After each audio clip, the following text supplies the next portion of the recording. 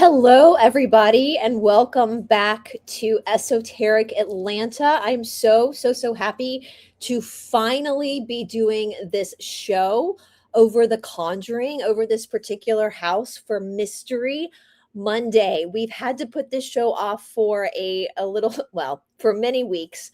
I was sick for a lot of February, and then, of course, once we got into March, things have just been happening in our world, this hellscape that we find ourselves living in.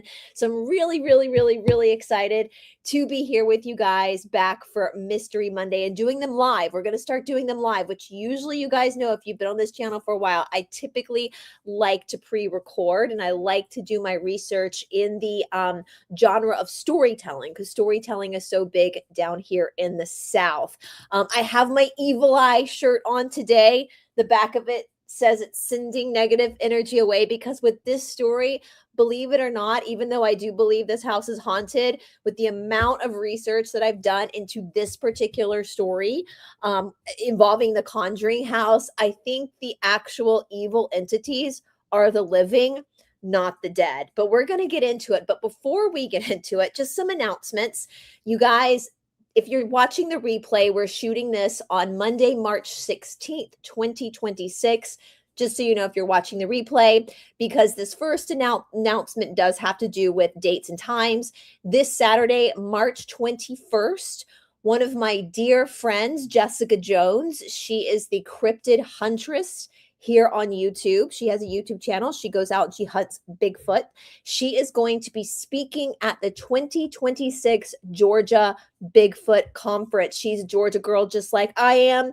And actually, I wore one of her bracelets today that she made me. It's called, it says, I Heart Dog Man. It's one of Jessica's bracelets. So she's going to be speaking this Saturday up in Tiger, Georgia, which is up in Appalachia. It's about 2 hours north of Atlanta. And Todd and I just last night decided that we are going to be up there this weekend as well to support Jessica. I've gone up to this conference before and filmed Jessica, so I'm going to go up there again with Jessica and we're going to go support her. Ravi, Todd, and I will be up there.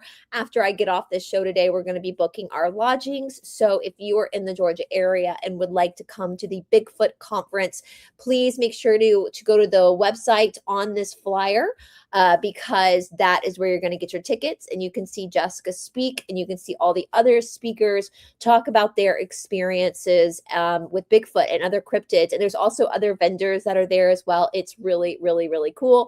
So please make sure if you're into that kind of stuff to check it out. And please make sure to check out Jessica's channel as well, especially if you like paranormal stuff. Jessica's come on my channel a lot. We're friends.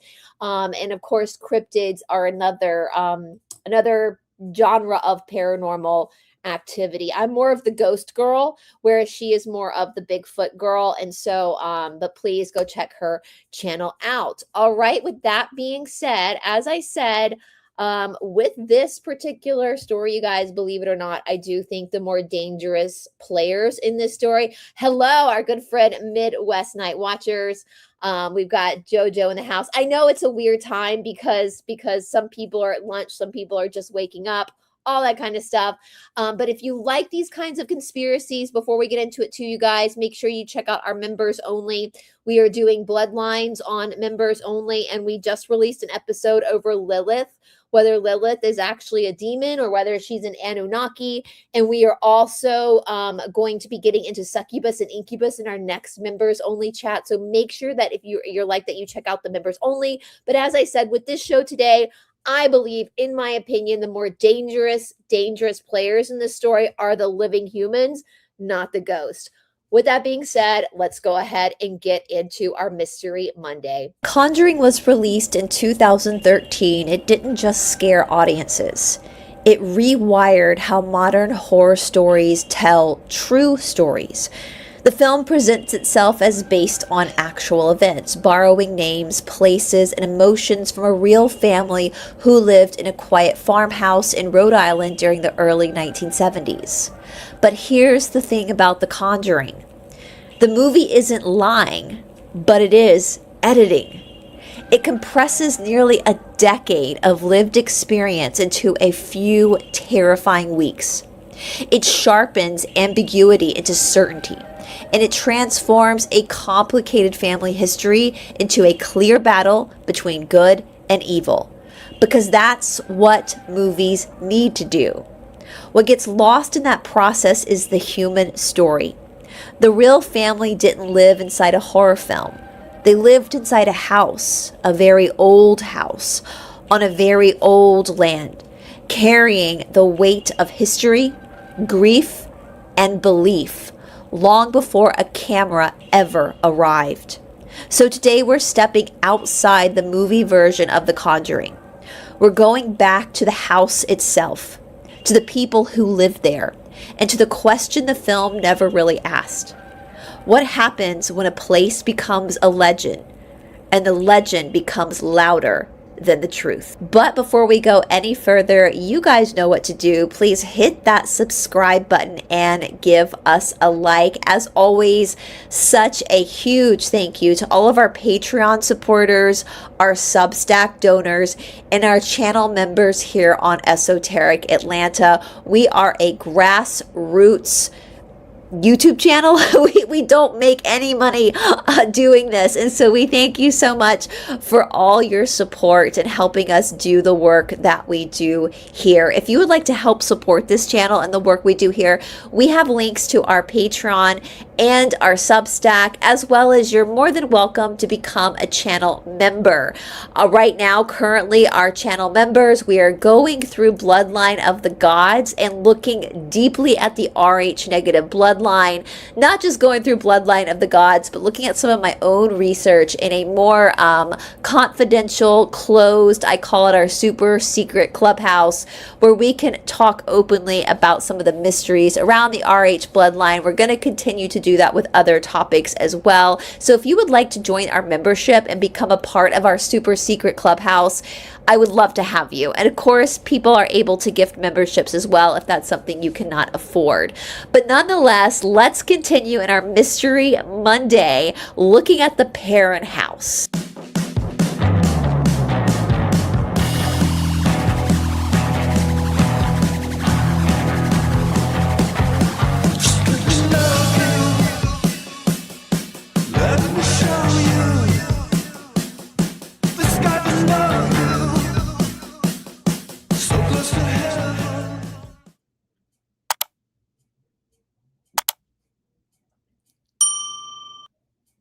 There are houses that creak before they're old. Then there are houses that feel like they're watching. Today we're talking about one of the most famous haunted houses in America, the Parent House in Harrisville, Rhode Island. You might know it as the Conjuring house, but the real story is quieter, longer, and far more complicated than a horror movie can capture. This episode is not about proving ghosts exist. It's about history, grief, folklore, and belief layer over time until a house becomes a legend. So let's slow down, step back, and tell this story properly. Before the parent family, before Bathsheba, before the Warrens, there was land. The property sits in rural Rhode Island, an area shaped by early colonial settlements, farming, and isolation. The land was occupied by the Arnold family beginning in the late 1600s, one of the oldest families in the region. Back then, life expectancy was short, child mortality was common, death happened at home. Grief wasn't hidden, it lived with you. The land surrounding the house reportedly saw accidental drownings, farm deaths, illness-related deaths, and infant mortality. Not unusual for the time, but important for understanding how memory forms. Because places just don't hold events. They hold stories about events. The farmhouse itself was built in 1736, known historically as the Arnold Estate. Over generations, multiple family members died on or near the property. Some deaths occurred in the house, others occurred in the surrounding fields. Again, this was normal. But over time, something happens. Names fade, details blur, and death becomes myth. By the 19th century, the house already had a reputation. Not haunted in the modern sense, but heavy. A place people talked about carefully. In 1971, Roger and Carolyn Perrin purchased the house, moving in with their 5 daughters. Almost immediately, they noticed things felt off. Not movie stuff at first, small things. Cold spots, sounds at night, objects not where they were left. Then it escalated. The daughters later described bed shaking, apparitions, whispers, figures watching from corners. Carolyn Perrin experienced the most intense events: sleep paralysis, bruises with no memory of injury, sensations of being restrained. What's important here is context. This was a large family in an isolated rural home under financial stress in the 1970s, a peak era for paranormal belief. And notably, the spirits were not all described as evil.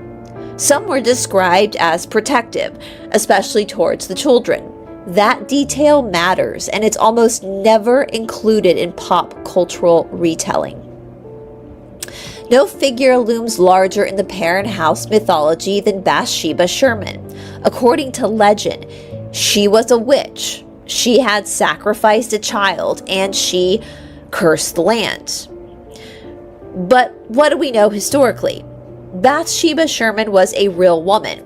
She lived in the 1800s, she was married, and she did lose a child, although it was a common tragedy at that time.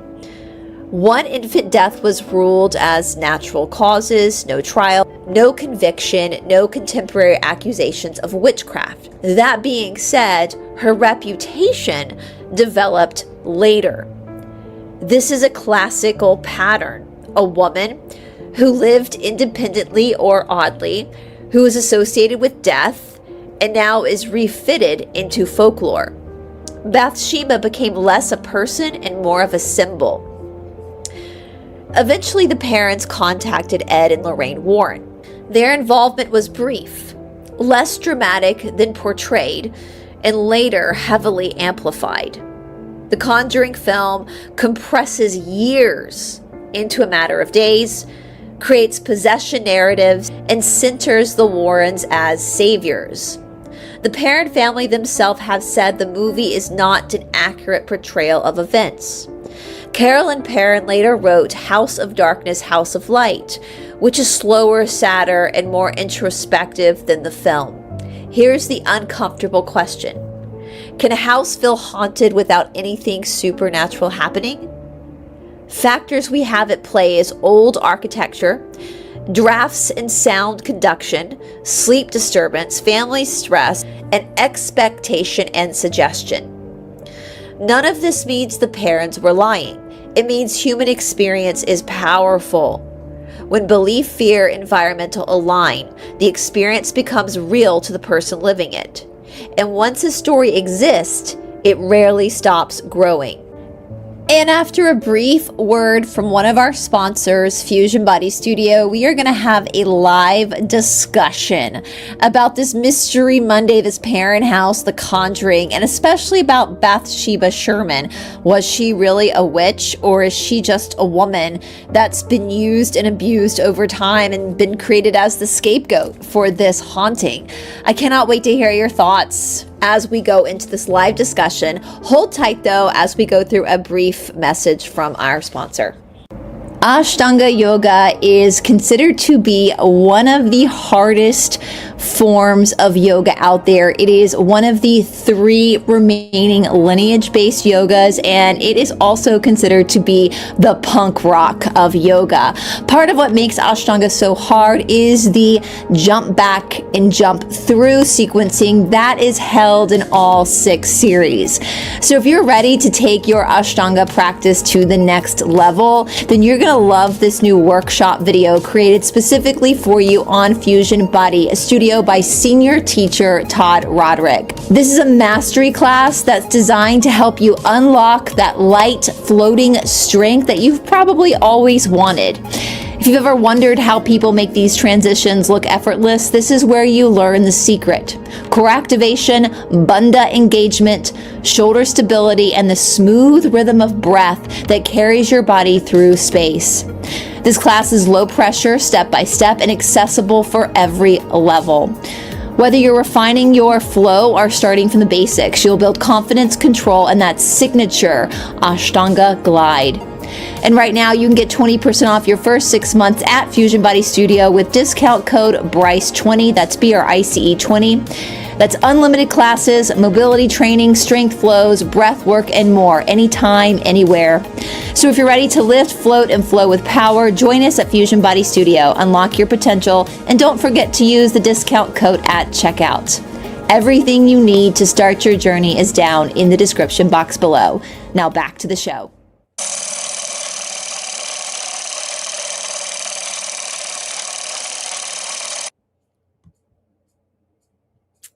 All right, you guys. Let me bring myself back up here. Okay, here we go. So again, I'm used to doing Monday mysteries in a storytelling fashion, but as most of you guys know, the way that YouTube is now, it's its own hellscape in a lot of ways. And with AI, it's making it very difficult for us who do research to actually put together live shows because of the way the AI, there we go. That's a Mercury retrograde thing. The AI kind of takes our research and kind of shoves us to the side. So we're going to go through this live because I tell you, friends, I have a lot to say about this case. There are things about this case that really piss me off. And there are things about this case that make me incredibly emotional. And we're going to go through it all because as you guys know, this is what my channel was for. It's to talk about paranormal phenomenon. That's why I started Esoteric Atlanta. It started off as us looking through weird cases here in Georgia. Then that expanded outside of Georgia. Then we started talking about, I love history too, weird history, conspiracies in history, and how they relate to global events. But I feel like we're kind of going back to our roots, looking at these cases. You guys just saw an ad from Fusion Buddy Studio. And as many of you guys know who've been here for a while, I started Fusion Buddy Studio because I spent years in India studying traditional yoga. And I took that philosophy and I put it into these modern day workouts. But the reason why I questioned life, the reason why I ended up in my 30s in India studying this philosophy is because of all of the paranormal phenomenon I experienced as a child. So whereas some people, in my opinion, end up being con artists and grifters because of paranormal phenomenon, people like me end up questioning life and questioning the realms of religion we grew up with because of what we experience on a daily basis with the unseen. Now, with that being said, so Fusion Body Studio, again, that's kind of a birth of my experience with the paranormal and trying to figure out what the meaning of life was because I grew up in a haunted house. I went to a haunted school. Now, let's be fair. I want to start by saying studying about the parent house and going deeply into the family and deeply into the history of this land. One thing that this is a common theme that I've experienced personally being up in Salem, being in other places up in the New England area, is that the Northeast and the Southeast, where I live, I'm from the Southeast, we have very different relationships with the paranormal. Period. End of story. People in the South have a very, very different relationship with ghosts than people up north. Like I said, the first time I noticed this was in Salem. Now, I've said before, we've covered Salem. I don't think anything happened in Salem. If you're new to my channel, you might think that's crazy. I think the witch trials absolutely happened. I just don't think they happened where they tell us they happened because I felt nothing there. Absolutely. Fuck all. Nothing there. And when I went through a lot of the old cemeteries, one thing that really pissed me off was that they wouldn't let you touch the graves. Now, that might seem weird to some of you guys who are not from the Southeast. I mean, yeah, if you're not from the Southeast, that might seem weird. But if you are from the Southeast, that is probably strange to you that they wouldn't let us touch the graves. You cannot, in the Southeast, we touch the graves. We put gifts on graves. We put shells on graves. We put coins on graves. We put toys on graves. We put all Bibles, whiskey. We always put whiskey on graves, honey, you name it. That is very, very cultural down here to bring things, offerings to a grave. Go to any Baptist church, any Methodist church, any Episcopalian church, you're going to see stuff on graves. That is how we interact with our dead here. That is very normal down here to do that. And so I was weirded out by the fact in New England, they won't let you touch the graves. Well, first of all, the graves looked like graves from Party Central. They didn't look like real 1600 graves, not like the 1600 grave sites we have here in Georgia. So that was very, very suspicious to me, very suspicious. And I just realized it all came back to me studying the parent house. I was like, this is the reason, part of the reason why the story got so big is because of where it's located.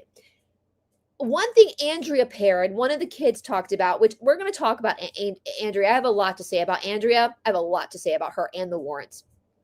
But she kept calling this house one of the most haunted houses in America. Bullshit. Bullshit. It is haunted. I do believe it is haunted. But this house is no more haunted than any other house that is colonial. You go to any other house down here in the South, you're going to find the same amount of ghosts. It's just that in the South, we react differently, right? In the South, there was one interview I was listening to with Andrea where she talked about how she went to like a primary school in the area and how the principal, like, now I have a lot of questions. I don't know if Andrea is the greatest narrator. My opinion, I don't know if Andrea is super honest about a lot of stuff, but we're going to get into that later on. But she talked about how the principal said that, you know, she couldn't talk about her haunted house anymore. He was going to expel her from school, blah, blah, blah. You try saying that down here to the South, the church ladies of all people will run that principal out of town. Our ghosts down here in the South are part of our families. My house was haunted. My friends' houses were haunted. My school, I went to 3rd, 4th, and 5th grade. I went to in an old plantation house that had been like raided by Sherman during the Civil War. It was crazy. I could tell you, I could do a whole show on that house. But this is just part of the South. This is the eccentric side of the South. You know, I would be at friends' houses and they would have friendly ghosts in their houses, and like the TV in the next room would turn on, and my friend's mom would be like, now, Miss Cheryl, Miss Marianne, you be quiet. We talk to our ghost. I'm going to tell you guys a funny story about this to set you up to understand the difference between why I think a lot of the parent house is a grift and not as extreme as they say. Because it's just that would be a normal haunted house down here in the South. It's just a normal haunted house. So in Marietta, Georgia, my friend might be watching this. I told her this yesterday that I was going to talk about this, but Marietta, Georgia is like a suburb of Atlanta. I've covered some ghost stories in Marietta. It's an old, there's, you know, Civil War stuff going on. There's an old, like, square, very old, you know, America. And it's a suburb of Atlanta. And I teach up there twice a week. I teach up there. And there's this antique store in downtown Marietta. Now, what has happened over the past few years is that a lot of, as we say down here, a lot of Yankees have moved down south. They're buying up property down here because they don't want to be in New York anymore. I don't blame them. But the thing is a lot of these Yankees don't understand our relationship with ghosts.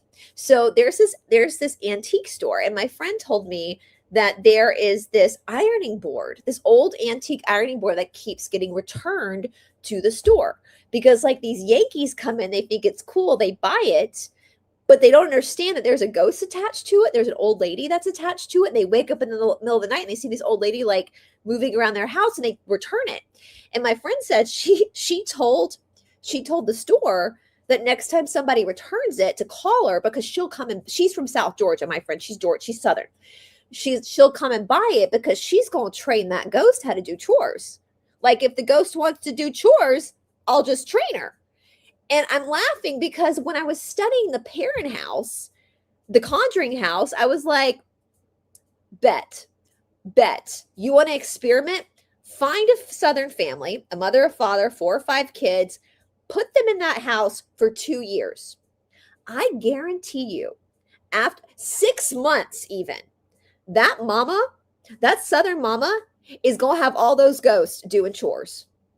All those ghosts are going to be saying yes, ma'am, and no, sir, and they are going to be doing chores too. I guarantee you, because down here in the South, we have a very, very different relationship with the paranormal. We don't scare that easily. I had a lot of experience. It made me question things, but typically speaking, we accept it. We don't, a lot of very Christian people will say, I don't know what it is, but I know they're there. I know there are ghosts there. I don't know heaven, hell, but I know they're ghosts. There's we just accept it here in the South. Read Midnight in the Garden of Good and Evil. This is a very big part of our culture. And so I just down here in the South, though, we just don't grift it like the parent house did, in my opinion. This is a grift. This is all this is a grift. Now, there's another big difference, too, between old colonial houses in New England versus where I'm from. I personally am not a huge fan of New England colonial houses. I don't mean to offend anybody from New England, but they feel very claustrophobic and they feel dilapidated. They don't have good feng shui. Like colonial New England houses just don't have very good feng shui, which I do believe is a legit thing because it traps energy if there's not good feng shui. And so before we even get into it, I kind of want to look at, because I feel like this is very important to this whole story, is the setup of the house itself. So let me see here. I'm going to show you guys a web page here that shows you the difference between colonial houses here in the South. Where is it? I just pulled it up. And colonial houses up in the North. Okay, so I just had ChatGPT do this for me. So, Southern colonial houses. Regions are Virginia, the Carolinas, and Georgia. Climate, hot, humid summers. Key characteristics: large porches and verandas. Wide porches on the front and often back provide shade and airflow. Outdoor living was essential in the heat. 2, multiple chimneys. Instead of one central chimney, there were chimneys at the ends of the house. High ceilings. This is one of the big things, guys. High ceilings. All the old houses here have really tall ceilings. Rooms had tall ceilings to allow heat to rise and air to circulate. And I mean that, like, houses down here have really tall ceilings. And this is one thing that creeps me out about New England houses, which we're going to get to. Brick construction.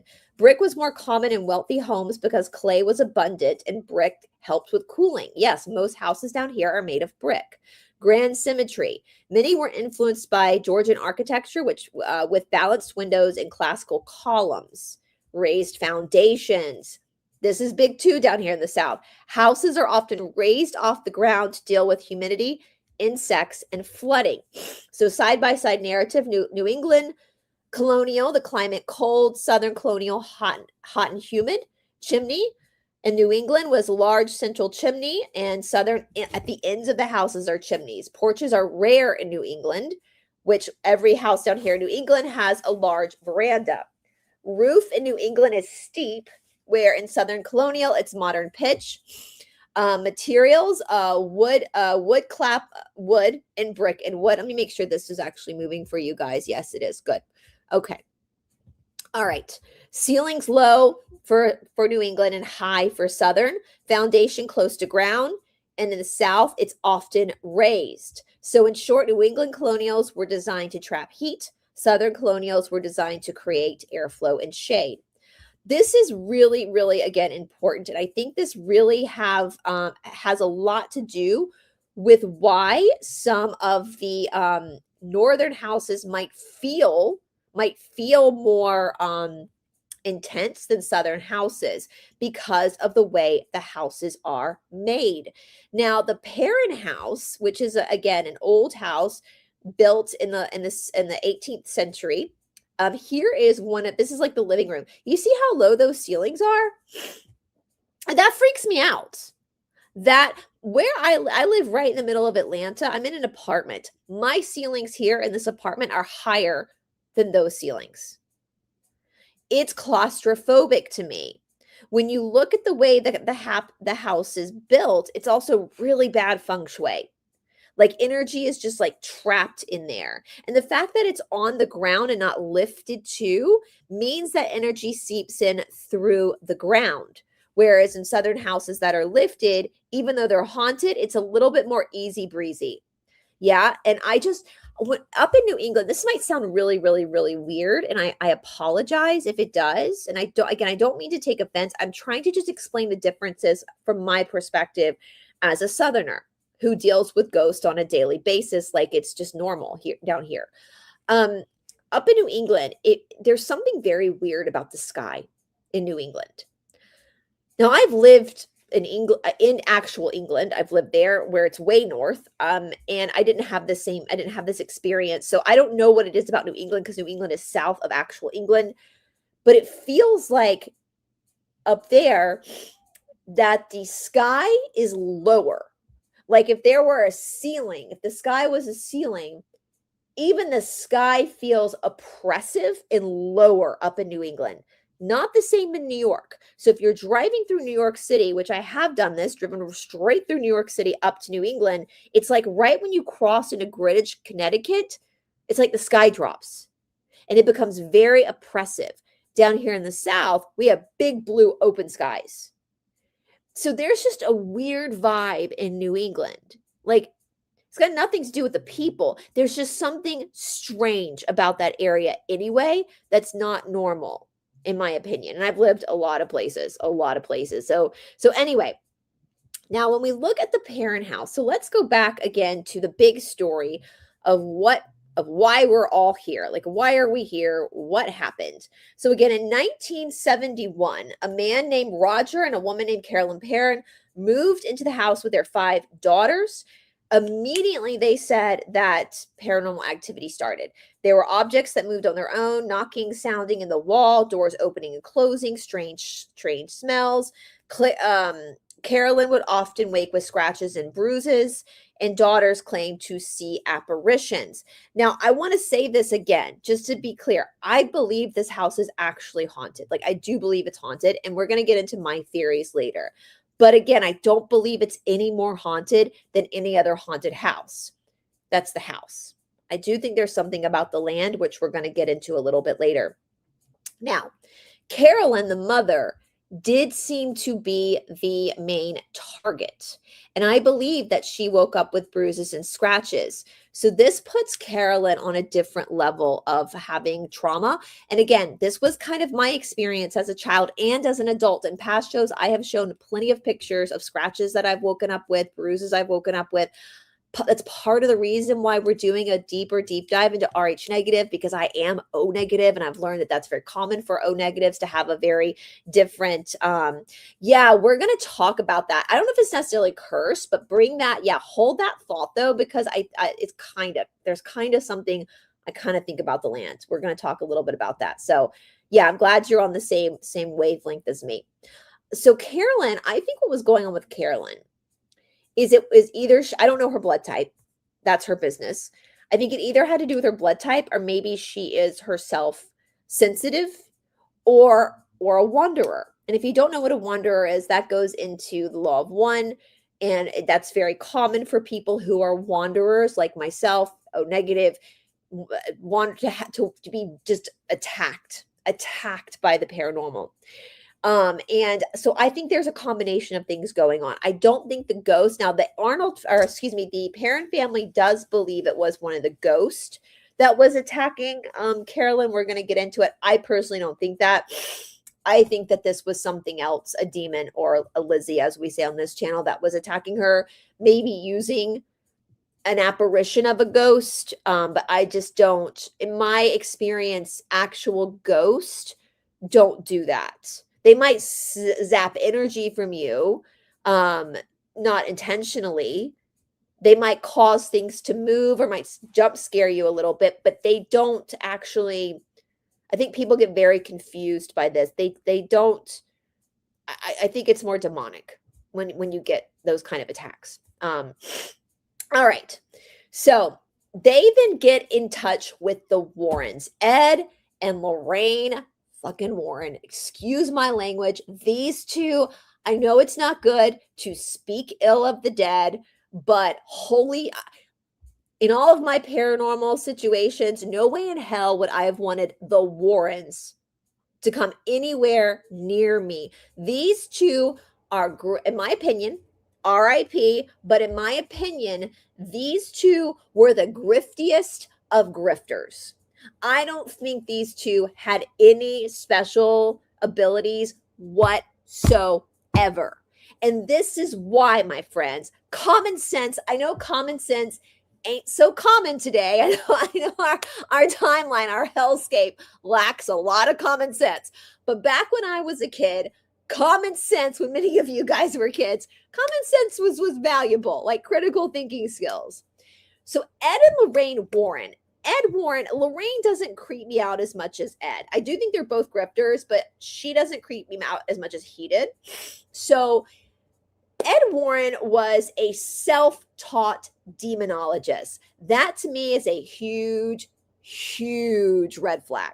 You guys know if you've been around for a while. Dragonfly, you're all good, girl. I am not a fan of people who are self-taught. That is dangerous, especially when we're dealing with the paranormal and we're dealing with something so serious as a potential infestation of Lizzie or demonic activity. You want somebody that knows what they are doing.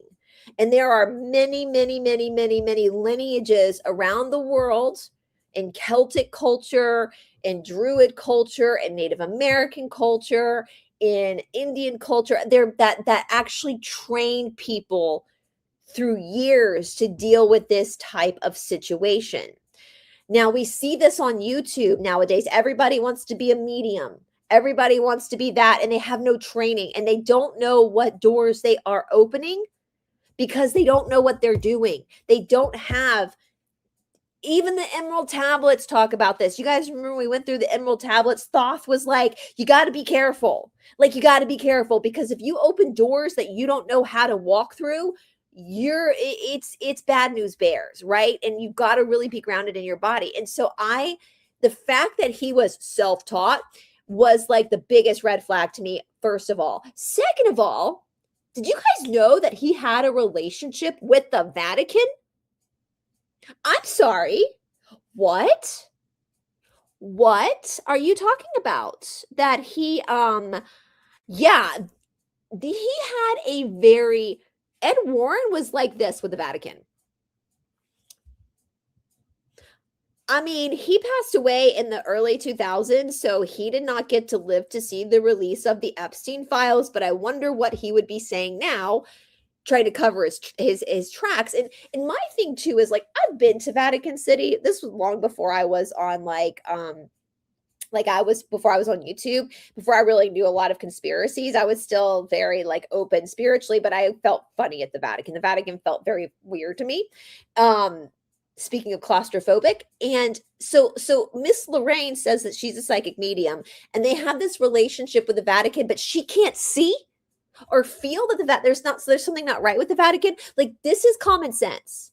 This is common sense. Like, if you are a legit medium, you say that you're cool with the Vatican, and like I don't believe you anymore. I call bullshit, because how can you be a medium and not feel the intensity of abuse that happens? You guys know what I'm talking about, right? The transportation, we'll say, that moves to the Vatican, the Lucifer room at the Vatican, so like, get out of here with that, Lorraine and Ed, you grifters, you grifters. So let's talk a little bit. I'm going to just play a little clip here about Ed and Lorraine Warren for those who don't know who they are. Lucky you if you don't. The Warrens, demon hunters or master storytellers. When people talk about the modern paranormal movement, two names always come up: Ed and Lorraine Warren.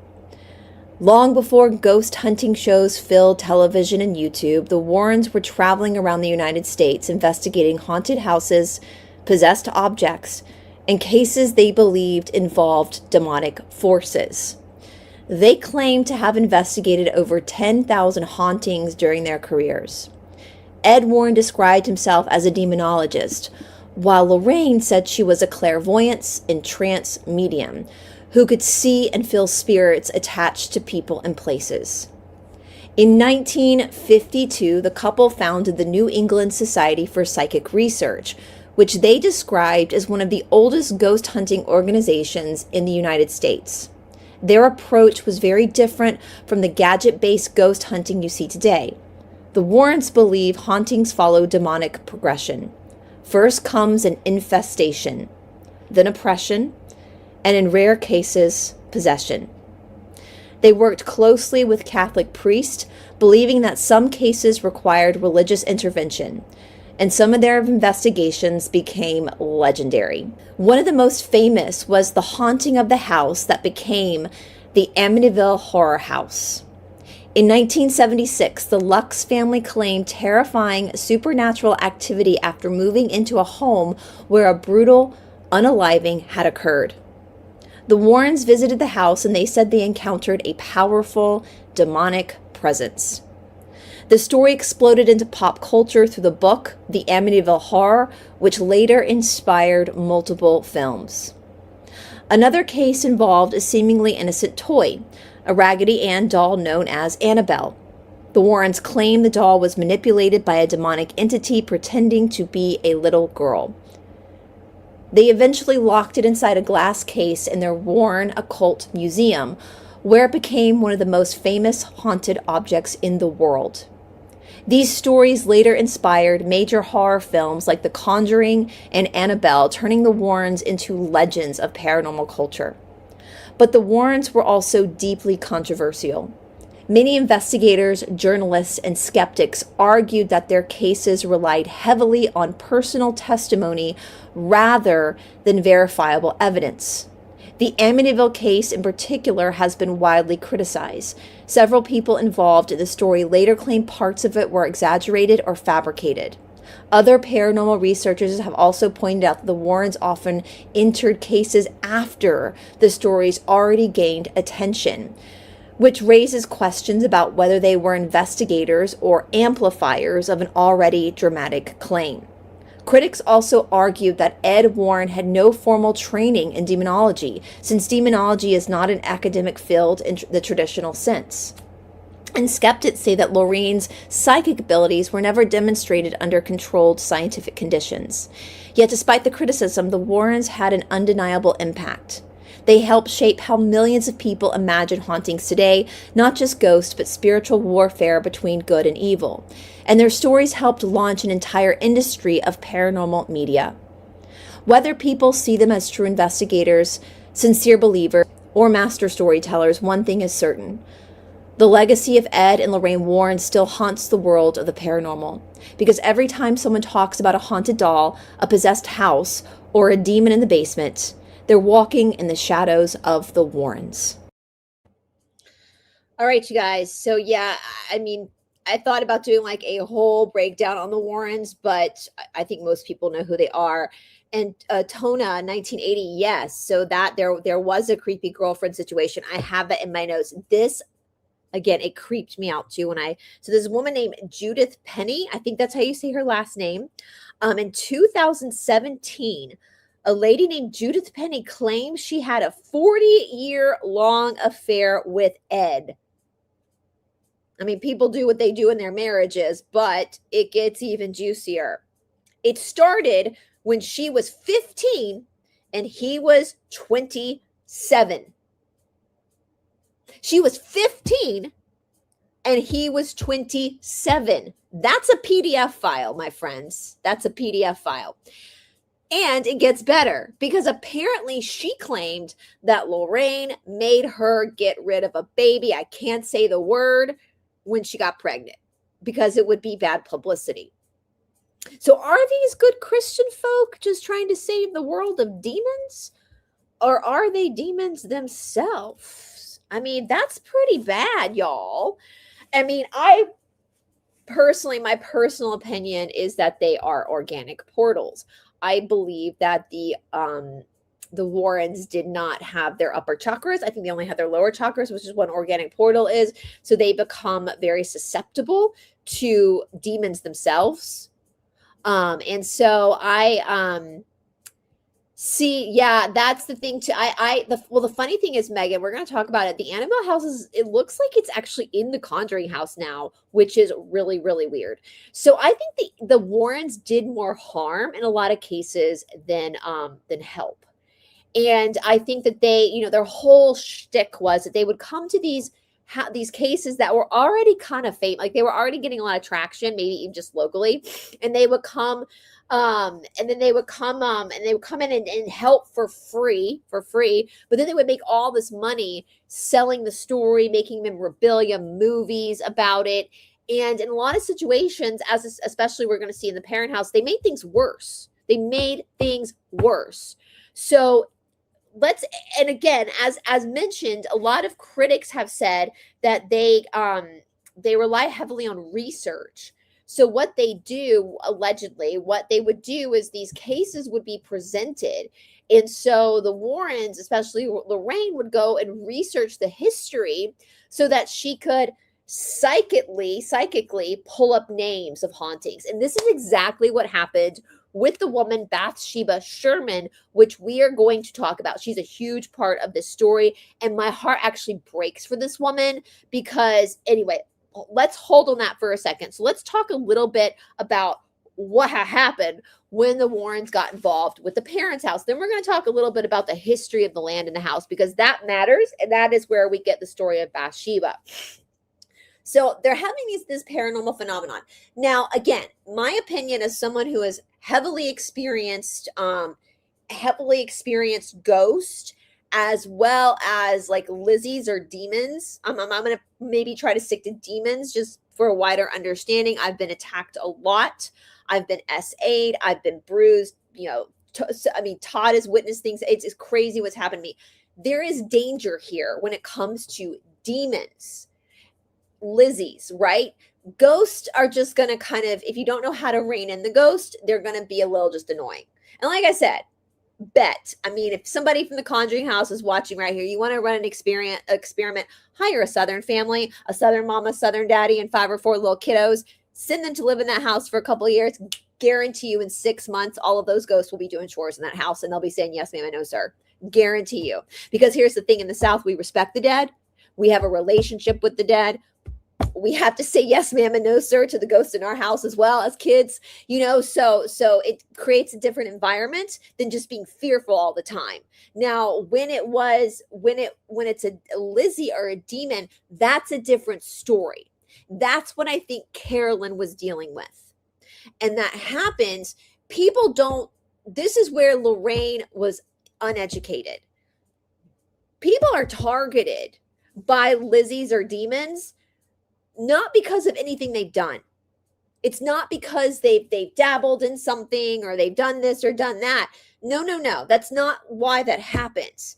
It happens because they're either a certain blood type that gives off that energy, like Rh negative, especially O negative, or because they're a wanderer and therefore also give off a particular light. So, and it's at the end, we're going to talk about a video that made Todd and I get very emotional, where this spirit also kind of says kind of the same thing that Lou, we've seen our videos with Lou, has said, that they see our lights. So they see our chakras, like they see the lighting up. They don't see our really see our physical bodies. They see more our lights. And when you're a wanderer, you have these different types of what they call siddhis in yoga that light up. So you look like a Christmas tree, basically.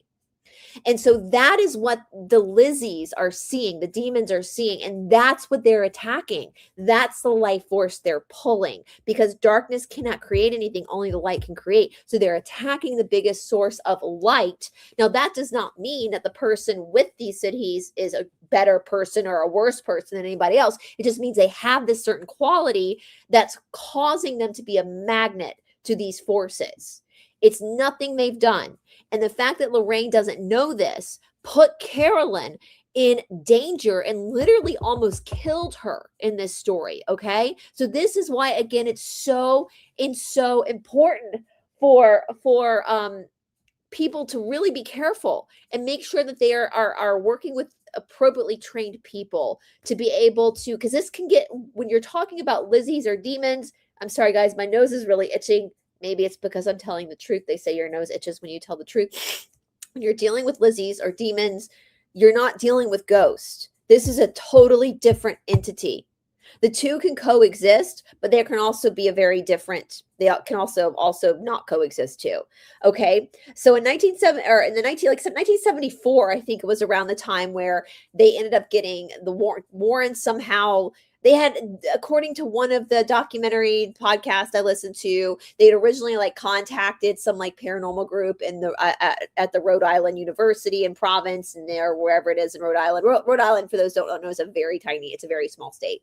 And so they had these college kids come up, and they felt like it was too big of a job for them, and so they contacted the Warrens, and the Warrens came in, and again, this goes back to Lorraine cheating and blaming it on a woman named Bathsheba Sherman, who Lorraine claimed had sacrificed her child to the devil and then like unalived herself, and now she was haunting the house.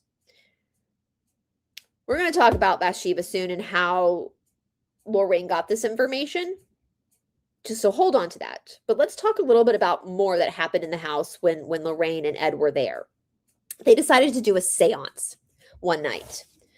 And during this seance, because Carolyn was being the one that was really being targeted, like it sounds like the father was a traveling salesman, so he wasn't home that often, but it sounds like the kids kind of just experienced ghostly things, but the mom was being like really targeted. And it is said that the daughter said that their mother, and that happens to me a lot. You guys have seen that happen to me where I will like lose weight, a lot of weight all of a sudden. Your hair gets stringy, like that was happening to that is, you're being like fed off of at that point. And it's not a possession. So Lorraine was saying, oh, she's about to be possessed. No. Possessions are very rare. Possessions don't happen to people who have souls. They don't happen to people who have souls. Possessions only happen to organic portals, which is what I think Ed and Lorraine were. Because organic portals technically don't have souls. They only have their lower 3 chakras. We know that demons are not going to jump into a body that's already inhabited by a soul. That's too much. Demons are many things. Lazy is one of them, right? They're going to make it as easy as possible. So they're only going to jump into people who don't have a soul so that they have space, right? What they're going to do with people who have souls, especially with cities, is they're going to feed off of them. They're going to oppress them. That's what was happening to Carolyn. She wasn't on the verge of being possessed. She was not going to be possessed because she obviously has a soul. But she could be fed off to the point where it kills her. That happens. Talk to anybody who works within the voodoo world. They'll tell you that happens all the time. And I think that's what was happening with Carolyn. She was on the brink of literally just losing her life force and dying because of being fed off of. So they're doing this seance where Carolyn literally gets lifted up and thrown down and she hits her head. It's very scary.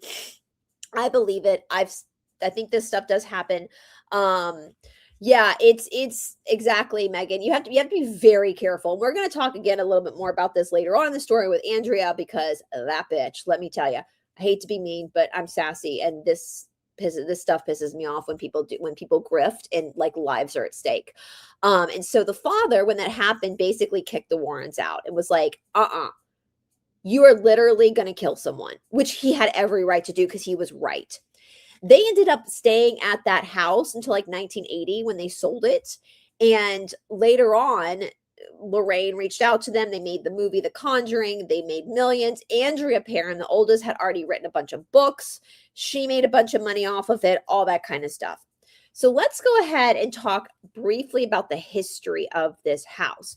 Now, again, I said earlier, unfortunately, we live in a hellscape right now where common sense is not common and people don't critically think, because some of the researchers I listened to, the research I did, I was gobsmacked at how dumb people are.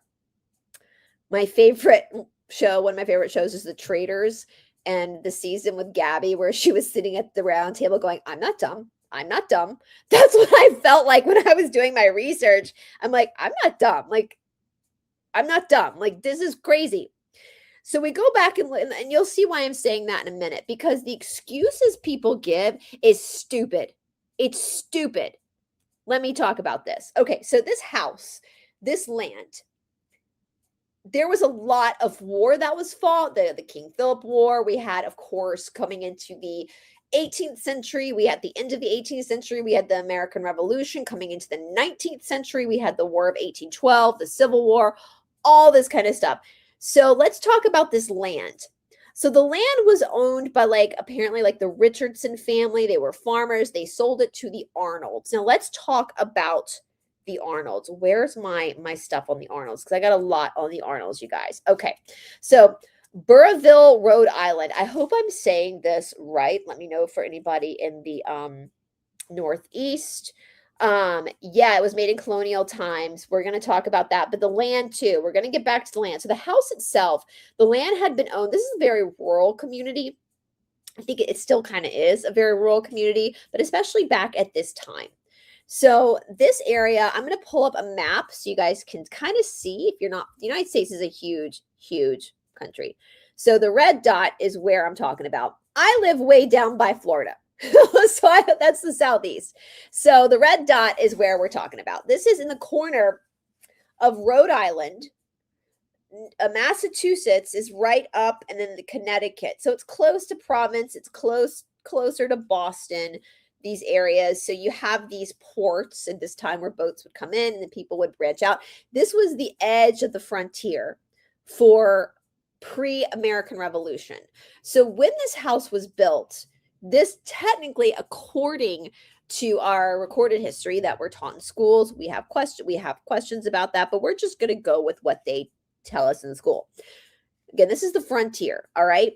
This is still technically England at this time. This is owned by England, right? The American Revolution had not happened yet. So when we're looking at Burrillville, Rhode Island, Harrisville, where this house and this land is a bigger part of Burrillville. So it's like this little section of this bigger area.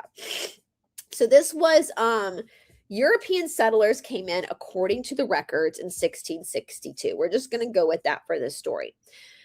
These families were the Arnolds, the Butterworths, the Kenyon, and the Sherman family. So Bathsheba, Sherman, the Arnolds were the people who built the house.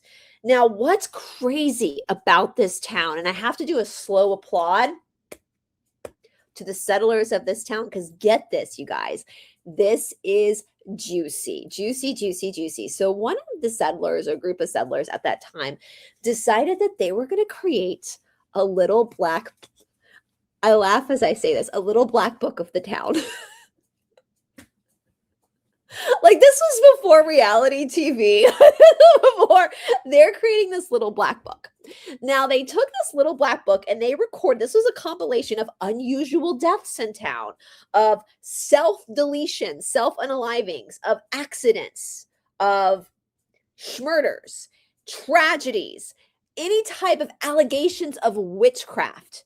Like so this little black book that was created by the settlers and kept up until like the 20th century, like added to, is still preserved and used by researchers. All right. Like, if anybody creates their own little town, like, can I suggest having a little black book? Like, I think we all need, this is crazy times, right? And we're coming off of, so yeah, we'll talk a little bit about the witch trials as well. That went up in that kind of that region as we get more closer to Bathsheba, all that kind of stuff. So we have the Arnold family. So again, the main players, the bigwigs, the elites of this rural town at that time were the Arnolds, the Butterworths, the Kenyon family, and the Sherman family.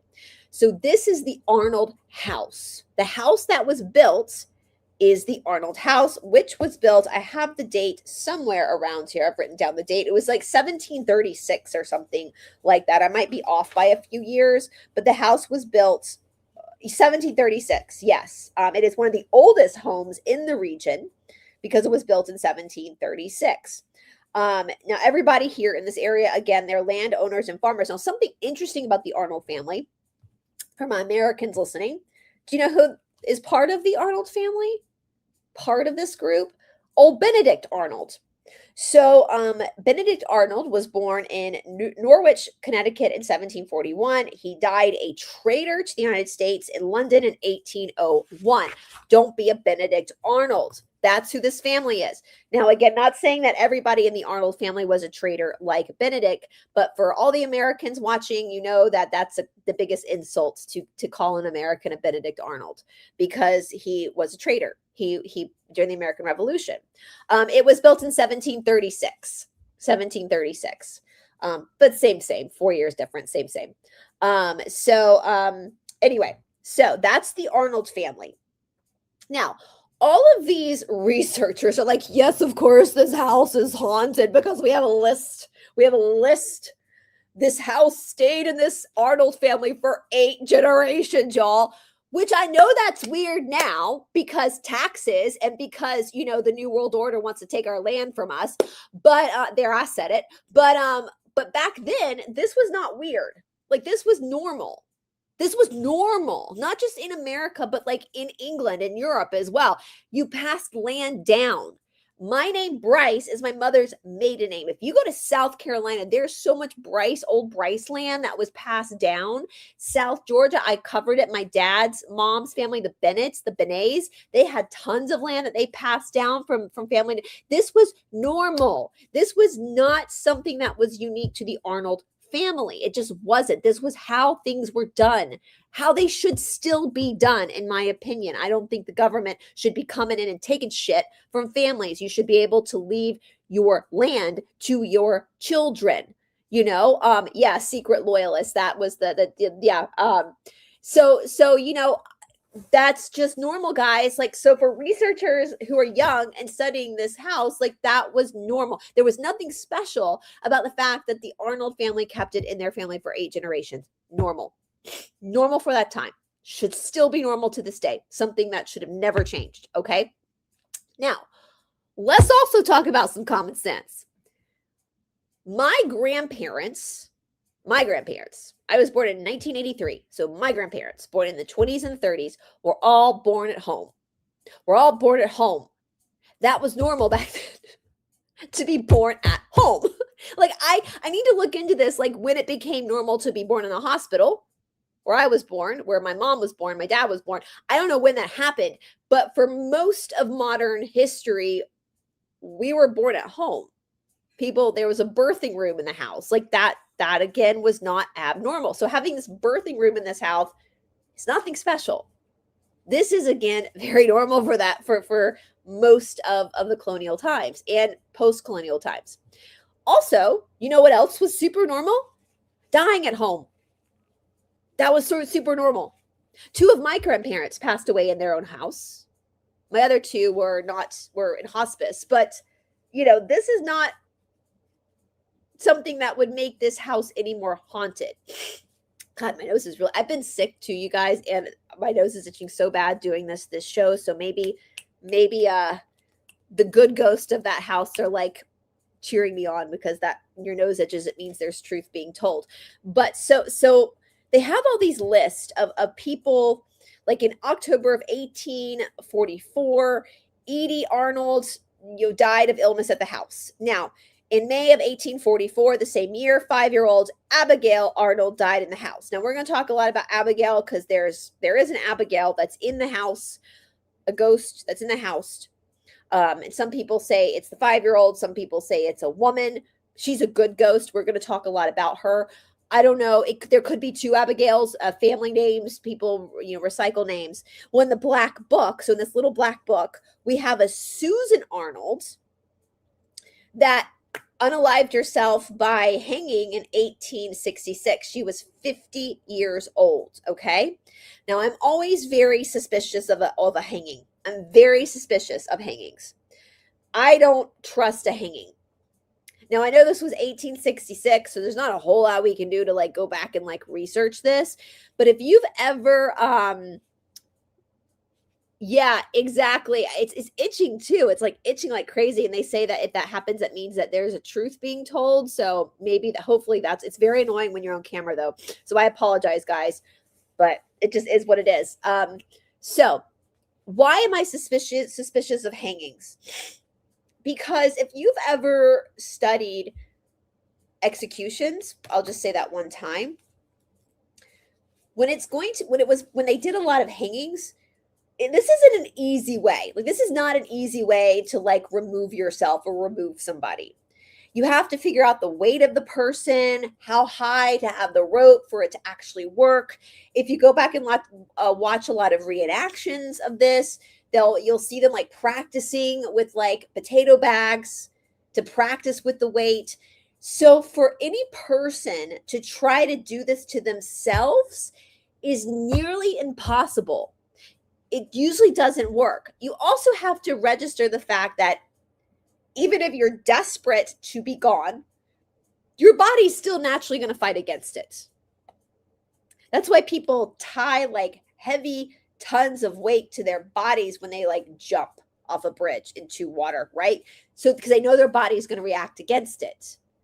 So how is it that a 50-year-old woman in 1866 would have been able to pull this off? I don't know. That's just a question I have.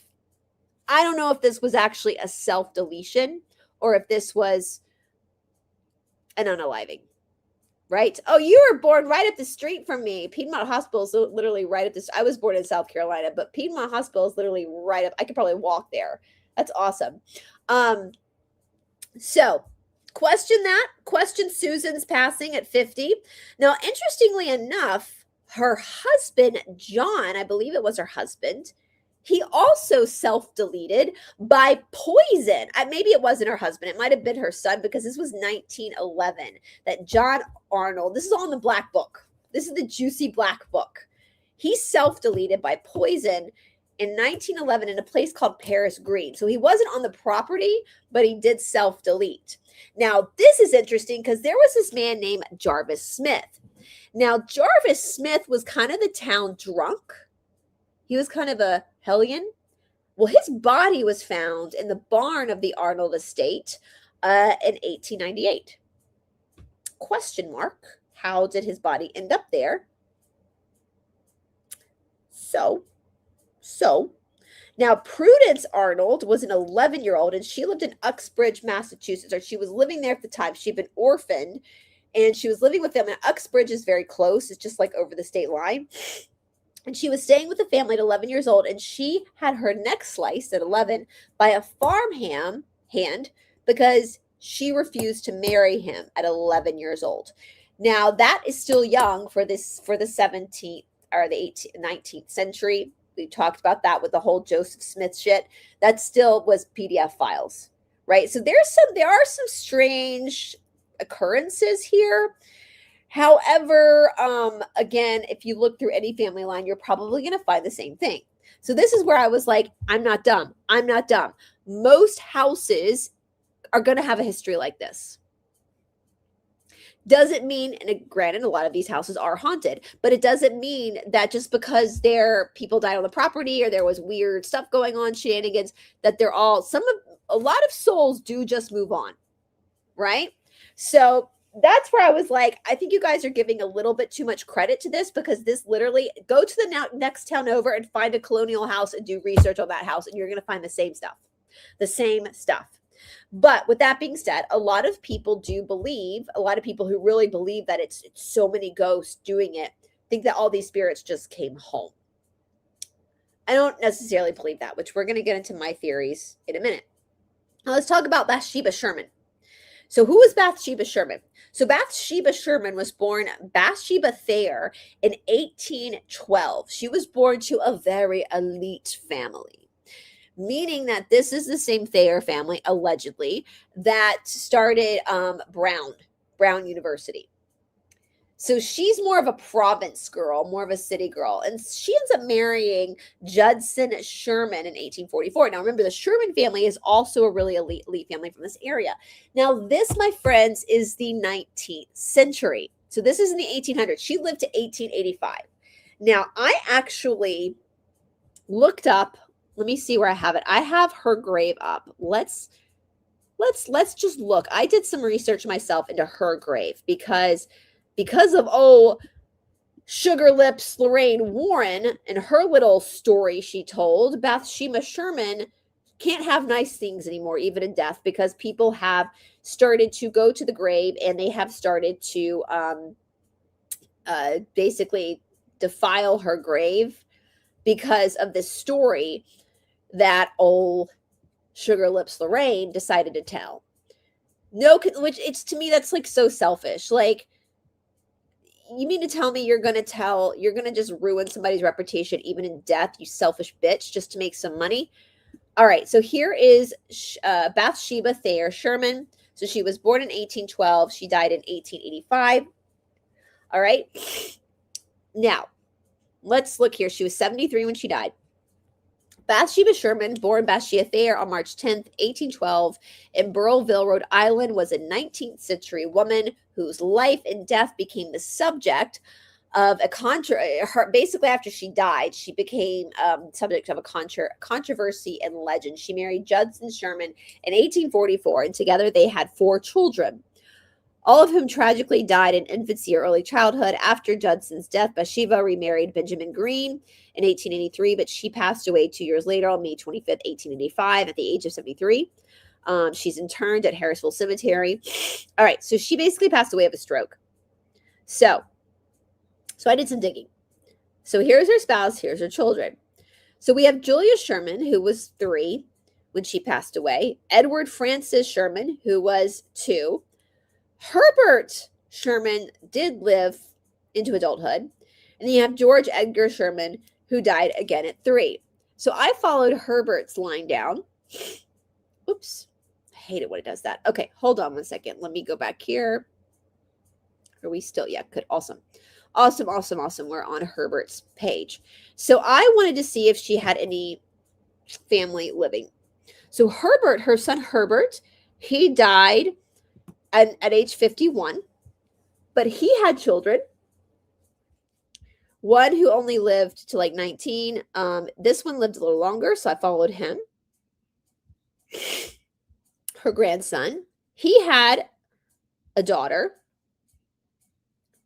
who passed away in 2017. So this is the great-granddaughter of, and then she doesn't have any children. So she had family that lived until recently, until 2017, which really pissed me off because what the hell was Lorraine doing? Like, this woman has descendants, close descendants, like great-grandchildren, like pretty close descendants. So let's talk a little bit about Bathsheba.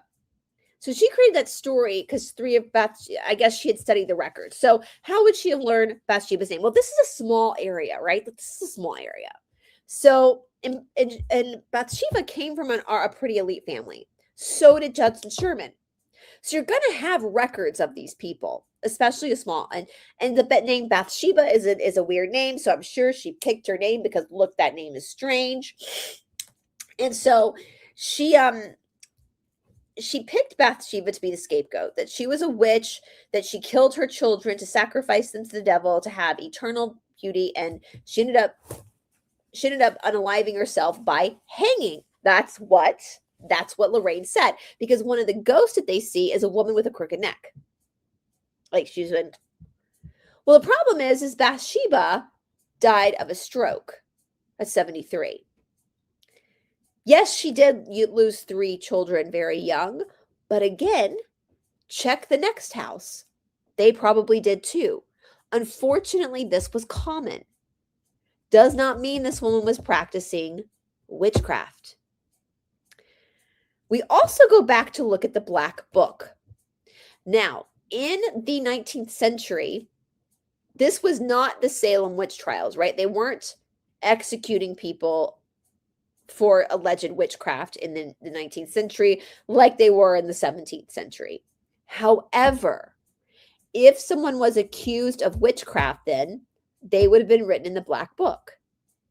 You know who's not in the Black Book? Bathsheba Sherman. Not one mention of her in the Black Book. Not one mention of her, meaning that there was no controversies around this woman in her life. We also have to understand that she was buried in well, we're going to get I don't know if she was that smart. That might be giving Lorraine a little bit too much credit. But I do think Lorraine was used to help the darkness without maybe realizing it. But I honestly think that she found Bathsheba Sherman's name and she used her name for clicks and views. Even though there was no clicks and views back then, I think it was part of her grift to explain, because people still to this day see an entity that's like, like that's been, and they equate it to Bathsheba because that's what Lorraine said happened. But we have this Susan Arnold, who I said that I don't think she actually unalived herself. So could that be Susan Arnold? That's what the father, Roger, thought it was. He thought it was Susan Arnold because he did his research, right? He did his research. Now, he thought Susan Arnold was trying to get rid of Carolyn because she had a crush on Roger and wanted to replace Carolyn. I don't think so. I don't believe that. But I do think that Roger was closer to the truth than maybe Lorraine was, if that makes sense. So Bathsheba is not mentioned in the Little Black Book. There's no claims of her ever being accused of witchcraft or suspicious of witchcraft. She comes from a prominent family in Providence. She's married a prominent man here. She unfortunately lost 3 of her children young. One of them lived to adulthood, but this was kind of normal back then. She lived a pretty long life, and we have some pictures of her. So this is an interesting picture. This is actually of the parent house back then. Bathsheba is the woman, I don't know if you can see my mouse, she's the woman kind of standing in the front center. There's the horse there. She's kind of standing there. And so she was neighbors to the Arnolds. Like, they lived in the same community. So she knew the Arnolds. There's no record of them having any squabbles. There's no record of anything, really. Like, this just is a normal person, right? And then we have this picture of Bathsheba. So that was her. This was the woman that they've now created to be the scapegoat in this story. I know. It's so awesome they kept a Little Black Book. Like, I'm serious. If you ended up creating your own town, make sure you have a Little Black Book. Because that is what a lot of researchers use now to disprove the Lorraine Warren story. Like, honestly, Lorraine, if this woman was doing these terrible things in this small town, and apparently the town knew about it, they would have written in this Little Black Book, because there were other people throughout history that have been kind of written in that book as being suspicious, but none of them came up in your research, did they, Lorraine? So you blamed it on this woman, and now she can't have nice things. Even after death, she can't have nice things because people keep trying to defile her grave because of you, Lorraine. And if you watch the movie The Conjuring, we watched it the night. It's not that good. But if you watch it, Bathsheba plays a role. And so Hollywood has continued to perpetuate this story. Yes, she was really pretty. She was really pretty. Came from a very, very prominent family from Providence. She just lived a quiet, normal life for her time period. Right? Yeah, basically, yes, I love that. So basically, the other day is that Lorraine is full of shit. Yeah, she is. She's a grifter. She's a grifter. She's going to create the most sensational, this is my opinion of what they were doing. They were creating the most sensational stories they could off of locations that already had been sensationalized in order to then make money. To clickbait, basically, before there was even clickbaiting, before there was even the YouTubes, before, just to get that rich, that royalty back from, because sensational sells. Now, let's talk about this chick, Andrea Perron. She is still alive, I believe, and I am not comfortable with her. I'm just going to be very honest. This is my opinion. This is my gut feeling. And everybody's welcome. You know, if you don't like my opinion, then get your own opinion. Go listen to your interviews with her yourself. So she wrote the book House of Darkness and Light. She was the oldest child, the oldest daughter of the parents that lived in the house. My opinion is that she is just as much of a grifter as the Warrens. And fair play to her, right? Like, she made money off of a book about her 9 years living in that house. But I'm telling you something. There are plenty of kids down here in the South that spend their whole lives in much more haunted houses and never write books about it, never play the victim. So she wrote this series called House of Darkness and Light. Now, from what I understand, watching a lot of her interviews and reading the comments, I've never read her books. Make that clarification. This is just my speculation. Reading a bunch of comments, listening to her interviews, is that she keeps changing her story. She keeps changing her story.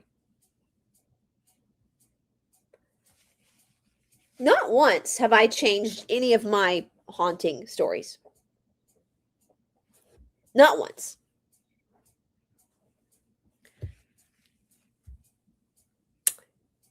She does. And according to some of the comments I read, now again, I haven't read her book, so I can't verify this as fact. This is just what I read. So do your own research. Always do your own research. Don't send hate to anybody because she is still alive. So do not just, this is just us talking about it. Apparently in her book, she really goes hard into the Bathsheba Sherman story, like supports it. But now she's backpedaling it. I think because so much has come out about how Bathsheba, this was not Bathsheba, that now she's backpedaling it. And people are like, why are you changing your story? Jojo, I agree. Because like in a lot of these, there was a couple of interviews I watched where I got really uncomfortable because it appeared to me that she was fake crying. I'm like, lady, you have not lived in that house since 1980 and it is 2026. Why are you still crying? I can tell you my stories about my hauntings. I'm not going to cry. Like, it has been 46 years since you have lived in that house. What is going on? Now, when they interview her sisters, the other parent girls, I believe them. They seem very genuine. Very, very genuine. But I don't believe her. I don't believe her. In fact, I'm going to go so far as to say is I don't think this woman ever experienced anything paranormal in that house. I think her mom did. I think she saw her mom experiencing stuff. And I think some of her sisters did. I don't think she did, though. And I feel like, this is just my gut, I feel like she's an attention seeking. She's the oldest of 5. And I think she did this as to get attention. And I think it was a grift to make money. And I think there is a need for her to control the story. She now, from what it seems to me, this is what really made me mad. When I just like stopped listening to an interview, I just stopped mid-interview because this really pissed me off. There was this interview where she was doing, it was obviously in 2020. And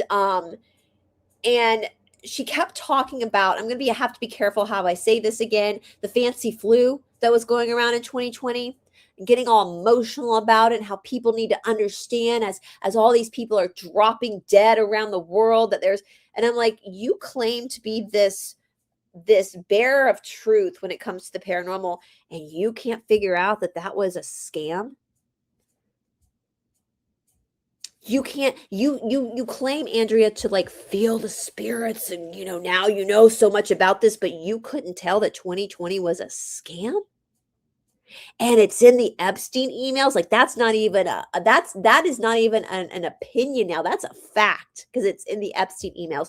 Our population grew in 2020.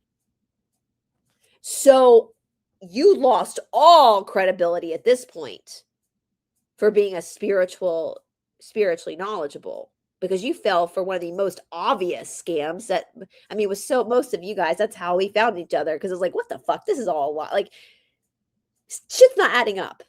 Like, this is like an open book test. Like, this is not even a hard test. Then there was a documentary that I watched, a multi-part documentary. And you know who really haunts, let me just say this. You know who really haunts the Conjuring house, in my opinion? This lady. This lady. This lady. I'm trying to see where it is in the camera. That girl. She haunts it. She ain't even dead. She has so much control over that house still to this day. She doesn't even own it. So there was this documentary I was watching, and now it's a different owner. So this was a few years ago. It's now changed hands again. But the family that owned it, they had some, it was very well done. For the most part, this documentary, it was very well done. And they had this Native American girl come on the land. And this Native American girl felt it. She's very sensitive. I believed her. She seemed very legit. She kept saying she didn't feel it was Bathsheba. She went to Bathsheba's grave. She still didn't feel. She did. Then she went and did research. She found the black book, and she was like, "I'm going to tell you this is not Bathsheba." And she sat down with the owners. This is a Native American girl. Now, there are, as I said in the beginning, there are cultures all over the world, that deal with speaking to the other side in different lineages. And Native American being one of them, the Celtics did it, the Druids did it. And they had a very respect, again, for their elders. People would study it for a very long time, and they would be the ones to do like seances, right? Not someone like Lorraine Warren. Well, this Native American girl went and spoke to the owners, and she was like, I have two basically elders that can do this. They're highly trained. They can come in here and they can talk and perhaps clear it a little bit. She's talking about Native American elders, again, who are highly trained. The owners called Andrea to talk to Andrea about her. And what it appeared to me was that they were basically getting Andrea's permission. That's what it felt like. That the current owners were calling this bitch, who hadn't lived there since 1980, to get her permission. And then this bitch, and I'm saying this bitch, so disrespectful, sat on that phone, on a speakerphone in this documentary, lecturing. The audacity. Like, I was so uncomfortable watching this. The audacity of this chick. The audacity. She sat there lecturing this Native American girl about how dangerous it is. Andrea, who are you to tell her that? You just wrote a book about your experiences and grifted off other people's pain. This chick is actually obviously in training. She knew what to do. She did it right. She didn't do what Lorraine did.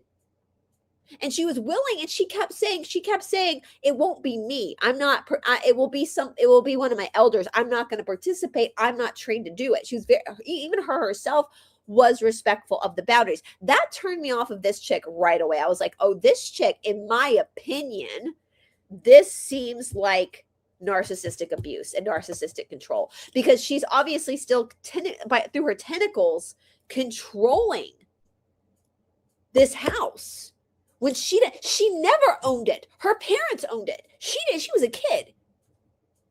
Who do you think you are? You don't have any type of ownership over the paranormal. You don't own that house. You don't own those spirits. You don't own those demons, and you don't own other people's stories. She has no business, and now she like gets on these podcasts, like coaching people through it, and it's like, I'm sorry, what shaman have you studied with? Because whenever I talk about the afterlife with you guys, I always reference my teachers. Just because you lived in a haunted house does not mean you're an expert. Every fucking kid in the South has lived in a haunted house. It has way more experience than you do, Andrea, and they don't go around writing books and telling people what they can and cannot do in houses that aren't theirs. Exactly, Jojo. And she kind of looks like Laura, doesn't she? I actually thought that at one point. Okay, so this is what's funny too. So when they made the movie The Conjuring, now this is wild. So her family apparently ended up relocating to Cherokee County, Georgia, which is like a few hours up the road from me. Cherokee County got a lot of haunted houses. A lot of haunted houses. It's like a small county. It's outside of Atlanta. There's a lot of farmland, all that kind of stuff. I was like, oh, interesting. So they moved from one haunted location to another, basically. And she said that Lorraine called her mom when they're about to make the Conjuring after all those years to say, hey, you can make a lot of money. Let's do it. And her mom apparently said, I have to think about it, went to the basement in their new house here in Georgia, in Cherokee County, and got attacked in the basement spiritually. And then she stopped talking about it. And I was like, oh, you just got found out. That slipped, didn't it? That slipped because you just admitted that this haunting, these attacks have followed your mom. Oh, okay. I see now. This is a grift. This is absolutely a grift because you let that slip.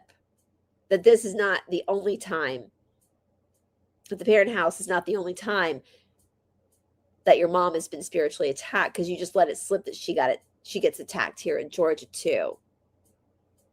So if you're saying that your family is living in another haunted house, that's not going to make the Conjuring house special, is it? So when your mask slipped, you accidentally let that slip. So anyway, that pissed me off.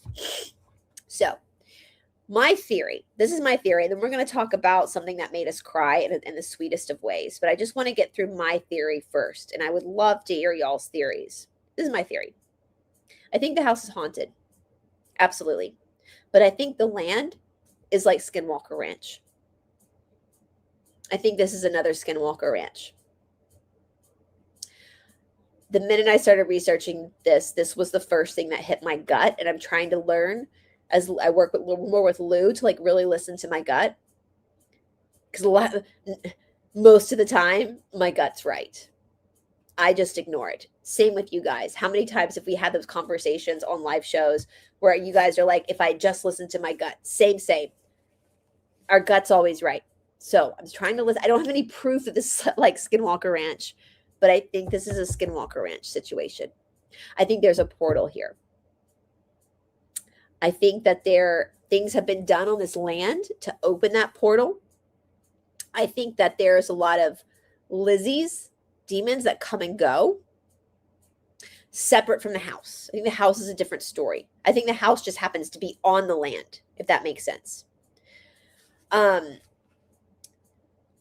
I think that at some point, though, there has been black magic done on that land. And I don't know who did it. I don't know when it was done. It wasn't Bathsheba Sherman because she never lived there. First of all, I do think that the Susan Arnold passing is suspicious. I think that's suspicious. That's weird. But I'm not sure if the ghostly figure they see with the crooked neck is actually Susan Arnold. I think that there are trickster spirits in the house that have nothing to do with the house. Now, we know that there are soldiers that are there. There are about 7 different soldiers there. They have found the graves from some war. And a video I'm going to talk to you guys about in a minute kind of shows the point that I'm making, that there are spirits there that are more like Lou, that are all-knowing, that maybe come across as incarnated in their incarnations in spirit form when they're actually part of a 4th density social memory complex, and then there are actual ghosts that don't actually know they've passed. And I think that one doesn't have anything to do with the other. I think they're just both in the same location, if that makes sense. So I think that this is a Skinwalker Ranch situation. I think the house does have trickster spirits that come from the land, not the house itself. I think that the way the house is built in its bad feng shui and the low ceilings and on the ground maybe intensify what's happening. I also think that the fact that this is happening in New England plays a huge part in it as well, because I think that if this happened in the South, there would be no big deal made about it. It would just be another house, because the relationship is obviously very different. Yeah, there's also Yeah, lots of gut react. Listen to your gut, because it's not the spirits there that are perhaps ghosts seem to be confused. And I'm gonna talk about a video where they don't really know that they've passed, but there are like spirits there that are intelligent, that are good. Okay, now again with that, I think that Andrea Perrin is a grifter, and I think she got that idea to grift from the Warrens. So now let's talk about these videos that I found that, I kid you not, you guys, this is the clearest form of channeling I think I've ever seen. Ever seen. And I'm going to talk about, I was obsessed. I think I really wanted to, like, as I was researching this and I got through all the history and I kind of wrapped my head around the history of it all, I just was fascinated by the land, because this, in my opinion, this is a skinwalker. This is a skinwalker ranch situation. This is not the house. It's not the house. It's the land. The land and the house are different. Okay. So I'm going to share a video with you guys. I'm going to share I put it in the description box. So if you go down into show notes, into the description box, I encourage everybody to watch this video, because I cried. I literally cried happy tears. Like it was so, what was happening in this video was so intense and shocking. I literally went to watch it. Where is it? And I literally like paused it and got Todd, like tears running down my face. And I was like shaking. I was like, you need to watch this with me. Like, I can't stop crying. This is incredible. It's not scary. It's incredible. And actually, let me just quickly, I'm going to copy the link. I'm going to put it in the chat too. It's in the description box, because out of anything, if you take anything away from this show that I'm doing right now, it's this. Because everything else I'm saying is my opinion, just based off research. And does it really matter? Probably not, in the big scheme of themes, right? But if you question life, if you question the meaning of life, if you question whether we have spirits watching us, whether there's malevolent and benevolent spirits, this is a video for you. So this comes from a pretty big channel, two young boys, Sam and Colby. This is a multi-part series. This is the first. Surviving a week at the real Conjuring house. They meet these two people that work there, a girl and a guy, that figured out that if they held their hands with their wrists touching, they're able to communicate with the spirits in the house. And they communicate by them stomping. Like, I don't know if you guys can hear that, but it's loud. You can hear it. It's so surreal. It's so clear. And they've learned that when they hold their hands, the girl talks, and he have something to tell us? How many words? 1, 2, 3, 4, 5. Okay, 5 words. First word. And she starts going A, B, C, and she hits what letter until they spell it out. So I'm going to get emotional talking about it now. I was sobbing. Todd started crying watching this. These boys start crying at what comes through. So Abigail is who she speaks with, is the entity Abigail. We actually got on the board and asked Lou about this. This is how intense it was. Lou said that, yes, Abigail had lived at the house.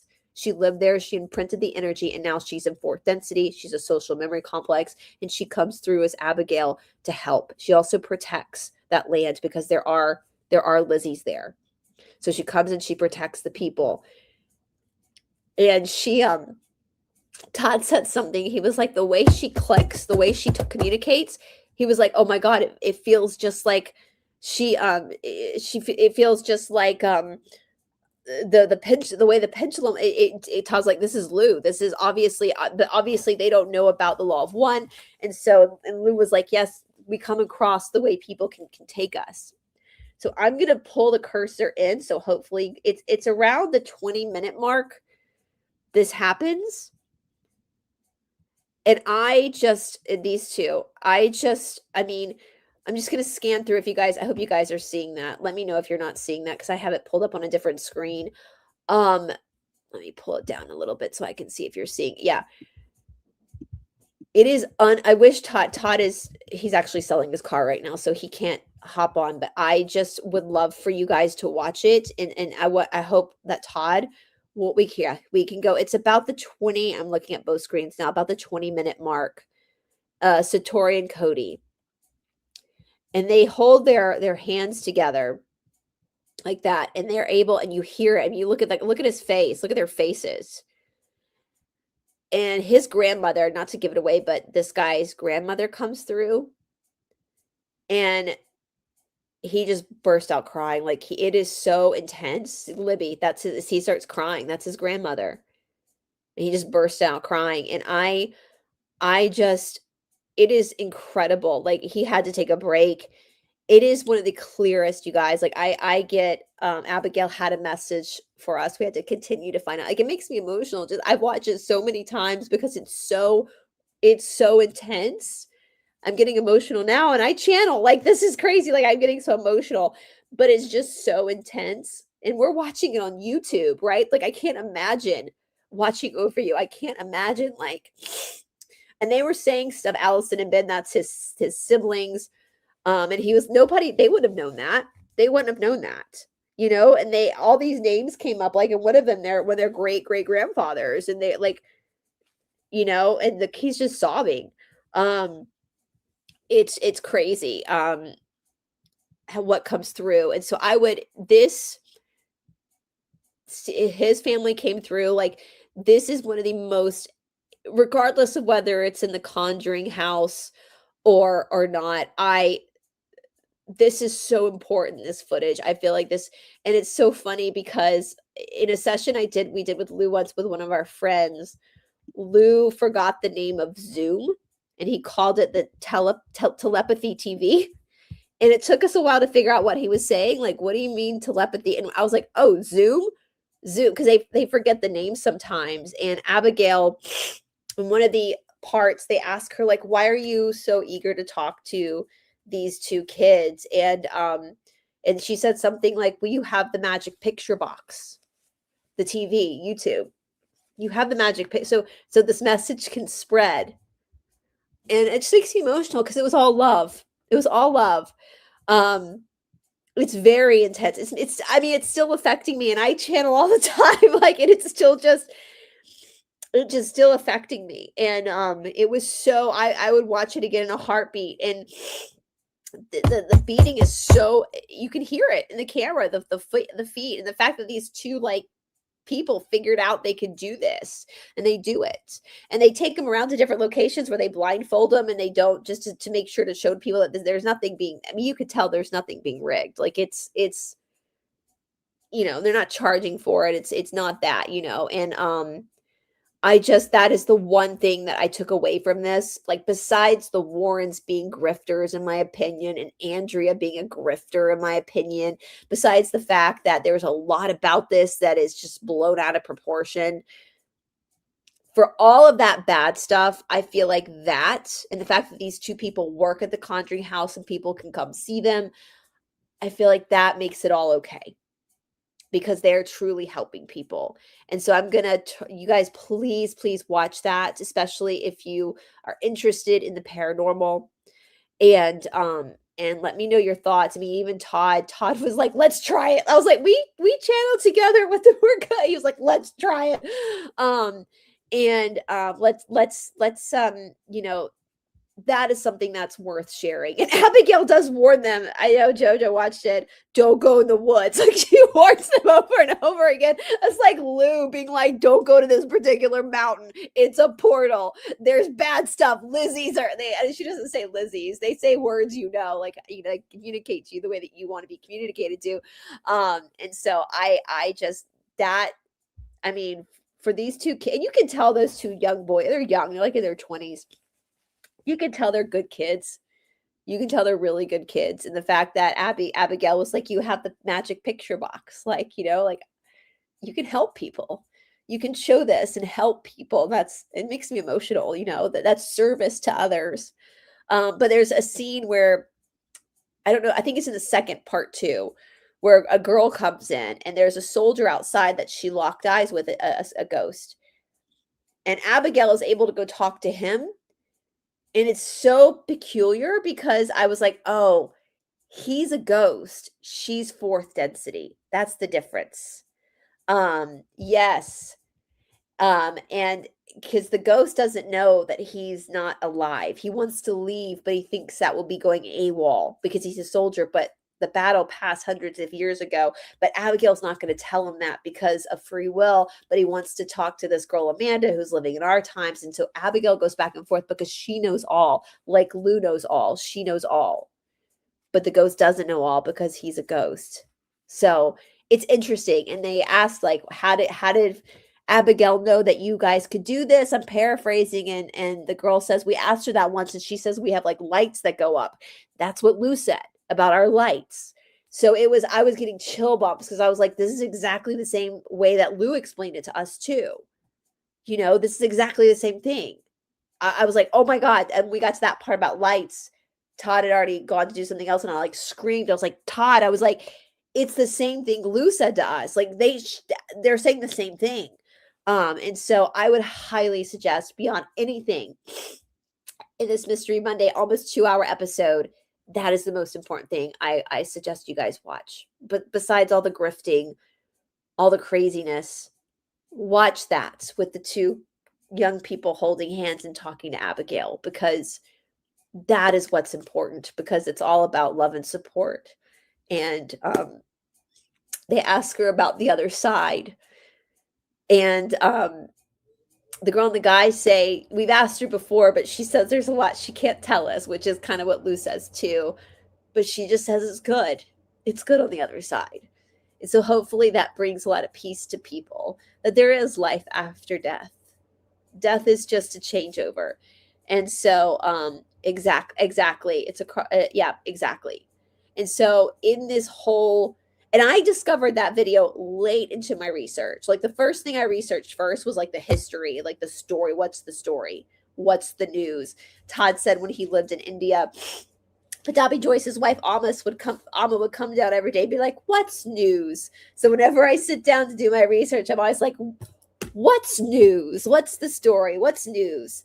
But then once I was done, I kept feeling like compulsed to continue to watch more and more and more footage of the house. And I think it was to get to this video, because I didn't know who Sam and Colby were. They have like 15 million followers. They're kind of big, but I'm a lot older than them. So I didn't, it just popped up at the feed as I was watching more and more and more shows. And I'm so grateful. If anything came out of researching that, it was that one episode. And Todd and I definitely, guys, for all of my New Englanders up there, we want to go up there. We want to take a road trip up there and go to the Conjuring house ourselves. We really do. We want to go up there. There's a lot of places up there I want to go. And so I don't know when that will happen, but we do want to go up there. So anyway, that's Mystery Monday, you guys. Once again, if you're in the area, come see us Saturday, March 21st in Jessica, as we support Jessica in her at the Bigfoot conference. And this, so we're going to be dark tomorrow. And then on Thursday, we're going to have some more membership stuff this week as well. And then Thursday, we're going to do the episode I was supposed to do with Paula this morning, the live. That was my fault. We had to reschedule it for Thursday morning. Ravi has had an upset stomach. So he was kind of having to go in and out. So I didn't want to, that would have been hard. So we're going to be talking about tapping early morning Thursday at like 5:30 in the morning. For those who can make it, if you can't make it, you can catch the replay. Paul is in Australia. That's why we have to do it that early. And then later on that day, I don't know if it'll be 9 a.m. or 10 a.m. Our time has changed. England's time has not changed. So it depends on Catherine whether we do 9 a.m. or 10 a.m. We're going to do a live about another conspiracy theory that's going on right now that I think will be super fun to talk about. That has a lot to do with like the craziness of the world and the hellscape we're all living in. And then Friday will be dark again because I'll be up at the Bigfoot conference. And then next week we have Tamara coming back on, all sorts of stuff going on. So I hope to get back into these paranormal stories because this is really where we shine. And maybe after the Bigfoot conference, we'll show some footage and then we'll maybe get Jessica back on to talk more about some of her stuff too. Yes, you guys, thank you guys so much. I would love to do a replay of that so you guys can hear Todd talk about watching. Go watch that episode. I would love to show the clips on my episode, but I'm so nervous. YouTube is so crazy about now. Even if it's fair use, YouTube is so crazy about that stuff. I don't even want to attempt to show a clip of a 15 million subscriber count channel. So go watch that episode, you guys. If you want to fast forward in, you can fast forward to about 20 minutes in, and maybe we can have Todd come on and talk about his experience and hear from you guys too what your experience was watching that. So if you're watching the replay, guys, that video again is linked at the bottom of the show notes under the description box. It says show notes and have that video linked. Anyway, I hope you guys have a wonderful rest of your Monday, your rest of your Mercury retrograde, and as it comes to a tail end soon. And I will see you guys all later this week. Bye, everybody.